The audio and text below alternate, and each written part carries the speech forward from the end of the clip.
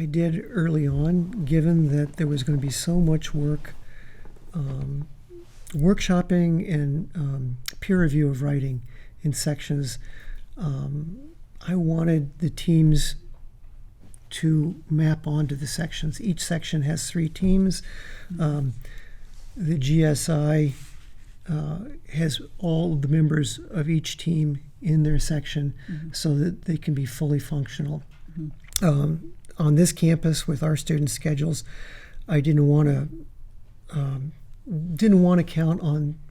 students being able to find time to meet outside of class. Yeah. And we can talk more about flipped classrooms, but it kind of forced my hand in being aggressive about flipping the classroom, because we had to open up so much team time for them in lecture and section. So that was a reason to have the 3 teams be mapped onto the section. And then in talking with people,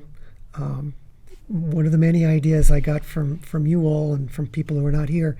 in consulting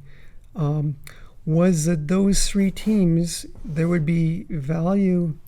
to placing those 3 teams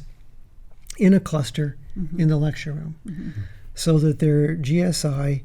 could be strategically in the middle of those 3 teams, talk with their team members, and an idea I got from Nicole that I want to be sure to use at the beginning of the semester next year is that if you've got your teams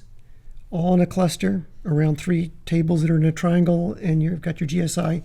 you can handle reporting out of team activities by having them turn and share in turns with their GSI,